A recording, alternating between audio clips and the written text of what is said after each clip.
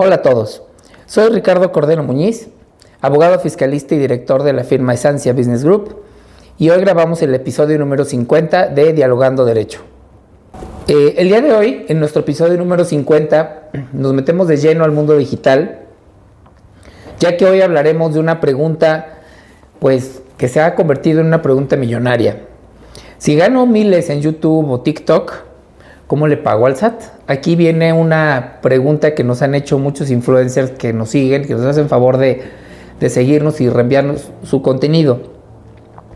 Bueno, este tema no es solamente para jóvenes que son creadores de contenido moderno y mucho más, sino que es una tendencia de negocios que está generando fortunas, ya que el día de hoy así es como se está llevando a cabo el marketing, ¿no?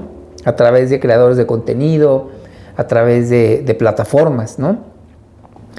Y aquí la clave es entender que los ingresos vienen de diferentes fuentes: patrocinios, plataformas, donaciones y demás, ¿no?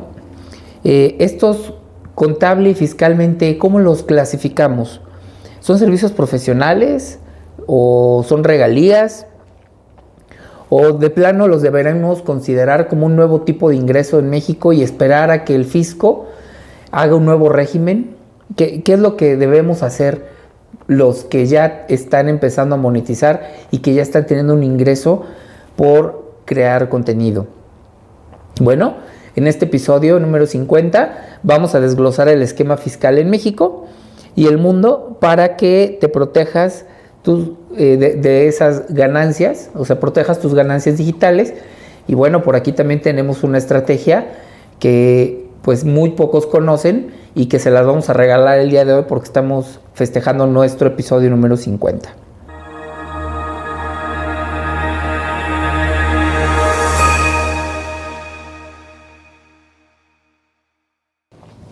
El esquema fiscal de ingresos, vamos a hablar primero en México. Bueno, esto lo vamos a enfocar mucho en México, que es nuestra zona de influencia. El principal problema que tenemos es cómo clasificar el ingreso, ¿no? Que es ya un poco de lo que hablábamos en la introducción. La mayoría de los creadores de contenido, pues sí se dan de alta en el SAT, ¿no? Y operan en el régimen de actividades empresariales y profesionales, o en el régimen simplificado de confianza, depende cuánto ganen, depende si son socios en alguna empresa, es decir, si cumplen los requisitos para hacer régimen simplificado de confianza o régimen de persona física con actividad empresarial. Realmente no hay muchas más opciones, ¿no? A menos que lo hagas a través de una sociedad, pero en este caso estamos hablando de cuando estás haciendo o creando contenido como persona física y a ti es al que te están pagando, ¿no? Bueno, si es un ingreso, vamos a hacer la clasificación. Si es un ingreso de plataformas extranjeras, por ejemplo YouTube, se va a clasificar como un ingreso por servicio. Y el tratamiento fiscal es que hay una doble retención. Aquí hay que tener mucho cuidado. La plataforma, por ejemplo, YouTube o TikTok o no sé, cualquier otra, Twitch, por ejemplo, hace una retención del impuesto sobre la renta en la fuente, es decir, en donde está ubicado el domicilio fiscal de la empresa que te está pagando, que en este caso, si es YouTube, por ejemplo, es Estados Unidos o Irlanda, dependiendo. Y tú, como persona física, al momento de presentar tu declaración, debes acreditar que ya te retuvieron ese impuesto, es decir, te retienen en Estados Unidos y tú acá, después de hacer tu cálculo de pago de impuesto sobre la renta, dices, ya me retuvieron esta parte, ¿no? Bueno, cuando hablamos de patrocinios y publicidad pagados por igual una entidad extranjera, ahí hablamos de servicios profesionales, ¿ok? En este caso debes emitir un CFDI y si el cliente es una persona moral, al que te debe retener entonces el 10% de ISR y el 6% de IVA si aplica, ¿no? ¿Cómo es esto? Si alguien te está pagando porque tú como patrocinador, pues al final tú estás prestando un servicio. ¿Por qué? Porque a lo mejor tú dices, oye, yo voy a hablar bien de tu marca en mi programa y a cambio me vas a dar dinero Ah, bueno, entonces eso se llama patrocinio. Tú estás prestando un servicio profesional y como tal se deben pagar impuestos. Si es una empresa mexicana, por ejemplo, se emite el CFDI que platicamos y si tú le estás facturando tu servicio profesional o emitiendo el CFDI a una persona moral, te debe retener el 10% de ISR y las 2/3 partes del IVA trasladado. Esto lo va a entender bien tu contador. Al final, envíale este episodio a tu contador y va a entender, y si tiene dudas, que nos escriba, por favor. Y bueno, cuando hablamos de donaciones, este ya es un tratamiento bien diferente. Como tal, las personas físicas, no está prohibido que reciban donaciones, pero pues deben tener una autorización expresa y por escrito de la autoridad. Y en este caso, pues el tratamiento fiscal, ¿cuál sería? Deben declararse, evidentemente debe declararse ese ingreso como tal cual, como una donación.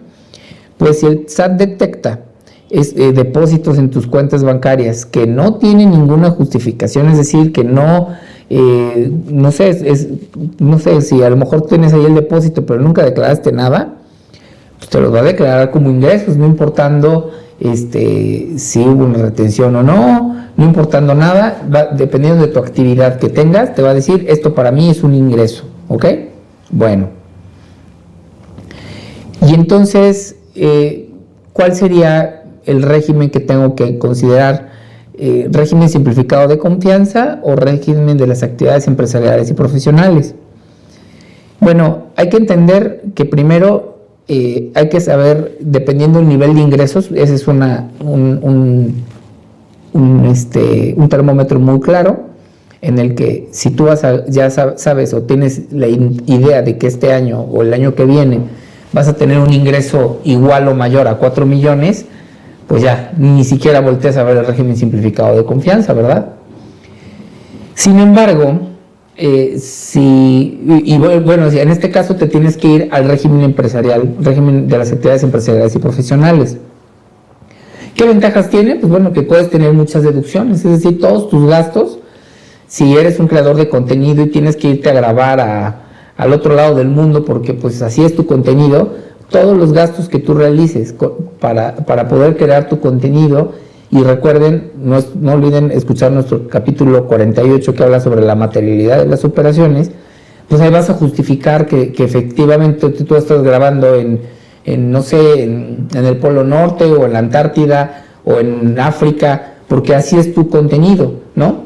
Entonces, ahí vas a poder deducir todos tus gastos, y cuando hagas gastos en México relacionados con tu actividad, vas a poder acreditarte el IVA, ¿ok? Sin embargo, la tasa del impuesto sobre la renta que tienes que pagar es mucho más alta y es progresiva. Ahí hay una tabla muy específica en la ley del impuesto sobre la renta, que empieza desde el 1.75 me parece y llega hasta el 35%. Entonces, pues bueno, recordemos que no va a ser por lo que ganes, sino por la utilidad, es decir, después de tus gastos, ¿no? Y como puedes tener muchos gastos, puedes deducirlos, pues evidentemente, pues después de este cálculo y después de quitar las retenciones que ya te hizo la plataforma, pues probablemente tu pago de impuesto sobre la renta sea bajo, ¿no? Y bueno, si eres una persona que va empezando, que dices, oye, pues a lo mejor estoy facturando 100,000 pesos mensuales, que digo, es un buen ingreso, pero pues en el año no vas a superar los 4 millones, y pues bueno, cumple los demás requisitos de la ley para poder estar dentro del régimen simplificado de confianza, puedes elegir ese régimen. ¿Cuál sería la ventaja? Pues que la tasa del ISR va del 1 al 2.5 y ya, no hay más temas, ¿no? Sin embargo, aquí tus gastos para poder crear tu contenido no van a ser deducibles, no tienes ningún tipo de deducción, y por lo tanto todo el IVA lo tienes que pagar, ¿no? Si cobras en México, pues todo el IVA que cobres lo tienes que pagar, ¿ok? Aquí viene un problema. ¿Cuál sería el problema? Perdón, el reciclo es abajo de 3,5 millones, no 4, son 3,5 millones, para que no se vayan a después decir que no sé. son 3,5 millones, no 4. Bueno, desde mi personal punto de vista, si ya la plataforma te va a hacer una retención a lo mejor del 10%, mi recomendación sería que te fueras al régimen de actividades empresariales y profesionales. ¿Por qué? Porque en este caso siempre vas a tener impuestos pagados de más. ¿Por qué? Porque si te están reteniendo a lo mejor el 10%, que es la tasa mínima que te retiene Estados Unidos, y tu tasa efectiva en México es del 2.5, siempre vas a tener una tasa, siempre vas a tener un impuesto sobre la renta a favor. Y pues perdón, pero jamás nadie te lo va a devolver.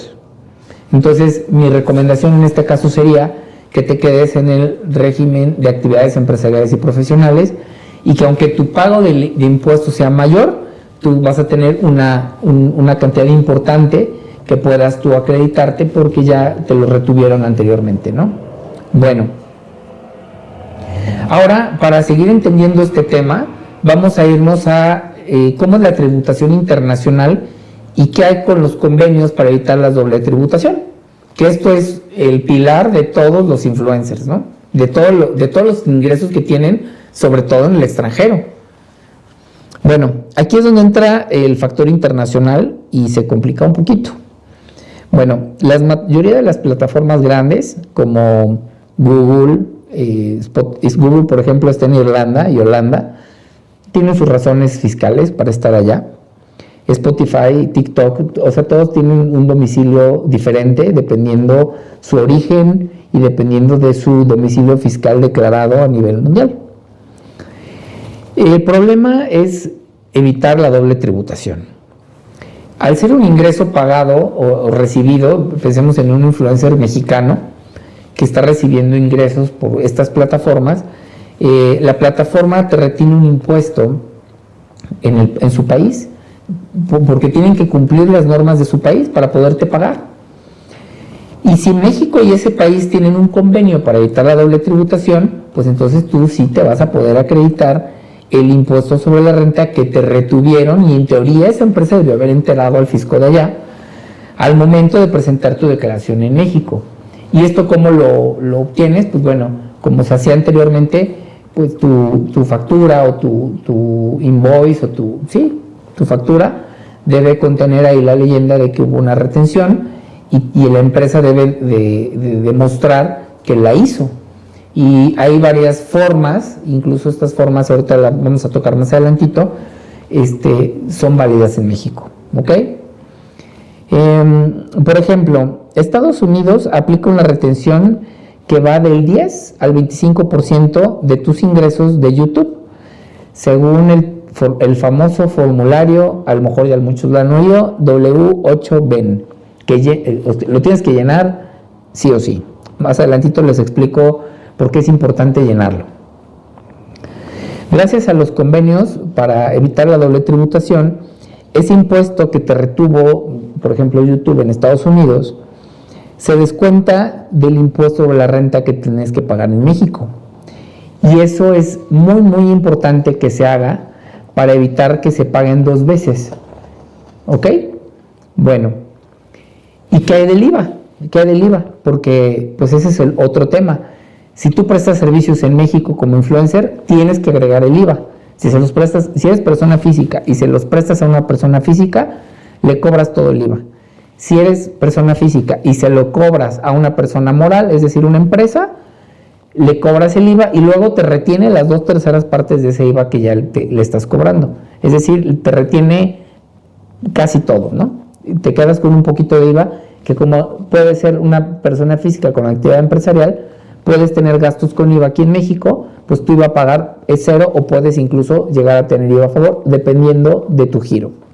Entonces, el IVA en los servicios digitales, la mayoría de los servicios que consumes, por ejemplo, suscripciones, software y demás, pues sí pagan IVA en México, ¿no?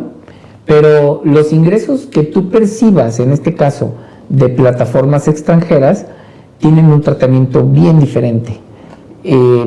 Y los tienes que revisar con mucho cuidado.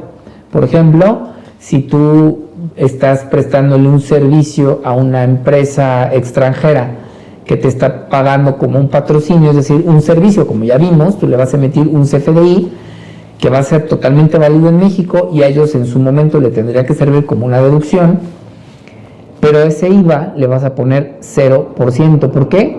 Porque el servicio lo estás prestando a un extranjero fuera de México, ¿ok? Ese es el tema. En la ley del IVA y en la ley del impuesto sobre la renta se denominan exportación de servicios, es decir, tú como persona física que tienes tu domicilio fiscal en México, puedes prestar servicios para y en el extranjero, y a eso se le llama exportación de servicios, y esos pagan IVA pero al 0%, ¿ok? Bueno, ahora vamos a ir a un ejemplo práctico para que entendamos un poquito de todas las locuras que estamos hablando el día de hoy. Pero antes de ir a los gastos de las deducciones, de las acreditaciones y demás, hablemos de un truco fiscal que tienes que hacer para que Google o YouTube, si ya eres creador de contenido, te retengan menos impuestos desde Estados Unidos. Y entonces aquí hablamos del famoso formulario W8BEN. ¿Qué es este formulario y por qué lo necesitas? Bueno, es tu credencial de mexicano, ¿no? O sea, dices, bueno, yo soy mexicano y este documento que como tú, como persona física que no eres residente en Estados Unidos, le entregas a la empresa, en este caso, por ejemplo, Google, le dices, soy mexicano y te demuestro con este documento que mi residencia fiscal está en México, ¿ok? Ese es el primer punto.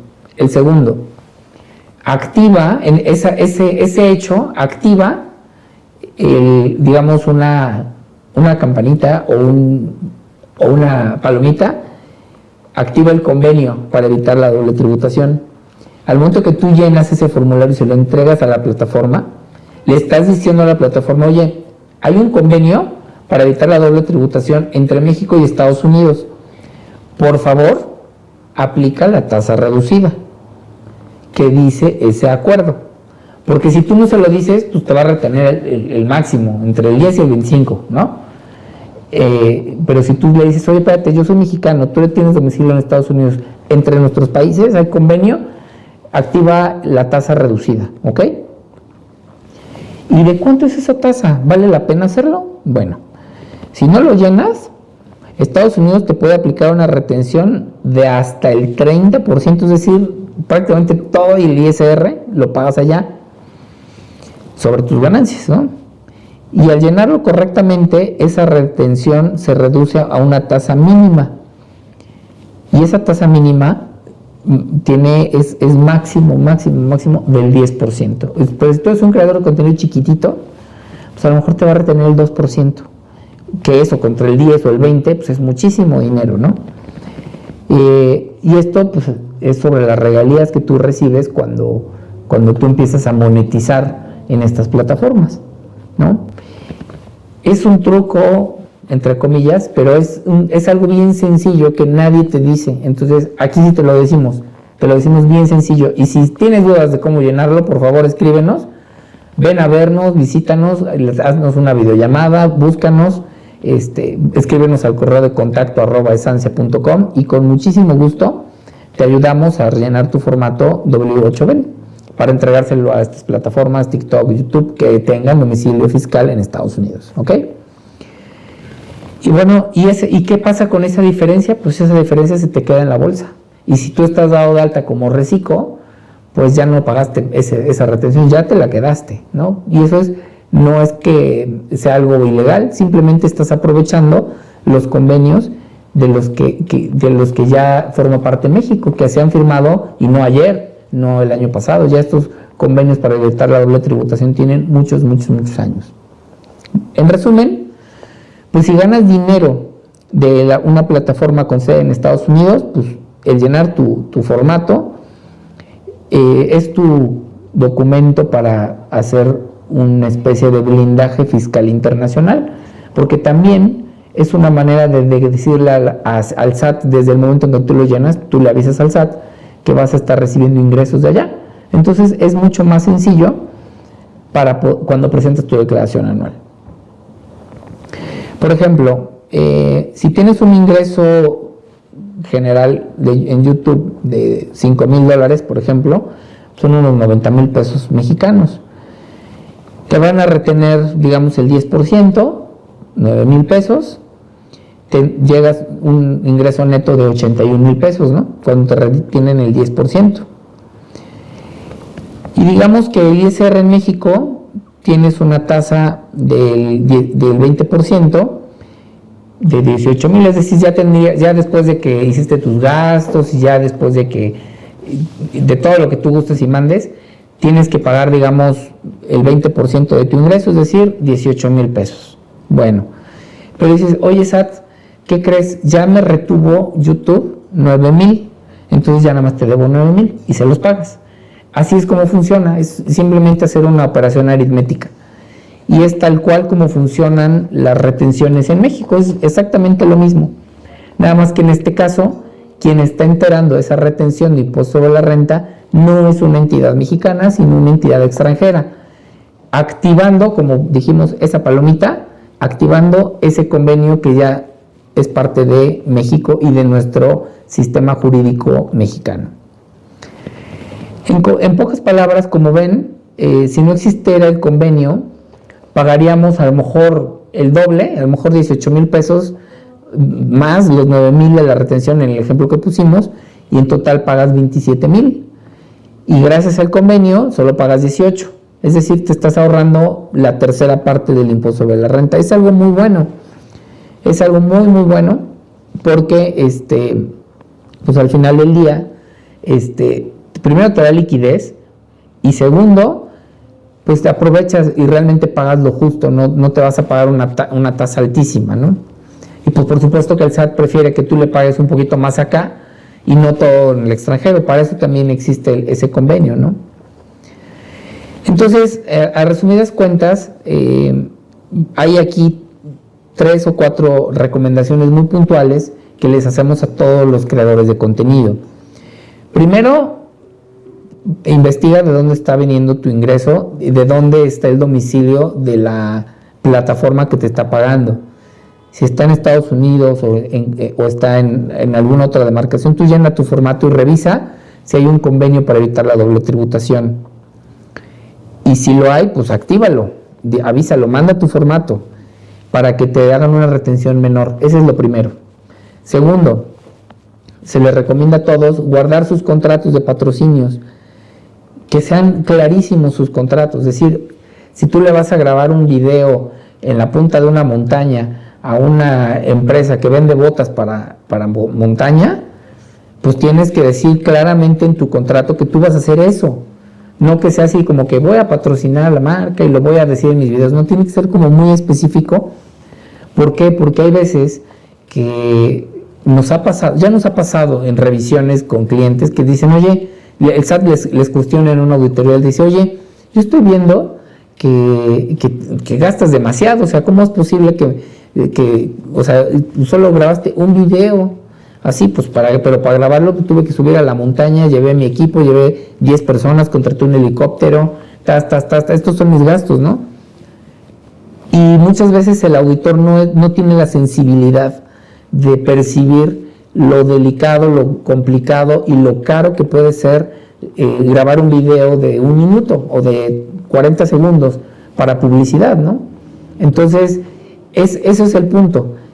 Y entonces les recomendamos, como segundo punto, que sus contratos de patrocinio, sobre todo los de patrocinio, sean súper claros en el texto de qué es lo que van a hacer. Si mañana los van a contratar para otra cosa, hagan otro contrato, ¿ok? Bueno, y aquí hay que tener deducciones claras y son clave. Sus equipos, por ejemplo, cámaras, micrófonos, lámparas y demás, ¿no? El software, ¿qué software estás utilizando? ¿Estás ocupando tu computadora que usabas cuando ibas a la escuela o estás ocupando un software especializado? El internet, la luz, pues si hay una parte de la luz que consumes o que utilizas en tu casa para hacer la creación de contenido, en teoría esa energía eléctrica es deducible. Claro, tiene que cumplir los requisitos fiscales, pero todos esos gastos son deducibles. Si tú estás en un régimen de actividad empresarial y profesional, pídeles factura, acostúmbrate a hacer las cosas de manera bien hecha y que vean que eres profesional no solo en tu trabajo, sino también en la manera en que cobras, sino también en la manera en que gastas y en la manera en que llevas tu contabilidad. No vas a tener ningún problema, ¿ok? Entonces, la clave de los creadores de contenido es cómo vas a clasificar tus ingresos. Y pues ya lo platicamos, ya sabemos cómo están, ya sabemos cuáles son los regímenes fiscales en los que nos vamos a meter. Y pues bueno, si aún después de esta información tienen alguna duda, por favor contáctenos. Nos daría mucho gusto poderlos recibir aquí en nuestras oficinas o hacer una videollamada o recibir un correo de ustedes. Si es que tienen alguna duda, con muchísimo gusto estamos aquí para servirles y para contestar todas sus dudas y sus asesorías. Pues hasta aquí nuestro capítulo de hoy. Esperemos que les haya sido de mucha utilidad y que además les haya gustado. Y a todos nuestros queridos creadores de contenido, por favor no se desanimen si les llega una cartita del SAT. Simplemente les está invitando a que hagan las cosas de una manera más profesional y más eficiente, y que a la larga estoy seguro que les va a beneficiar. Bueno, pues hasta aquí nuestro capítulo nuevamente el día de hoy. Agradecemos el favor de su atención y al equipo de Dimensión 8 por la creación y edición de este capítulo. Y pues bueno, muchas gracias y hasta pronto.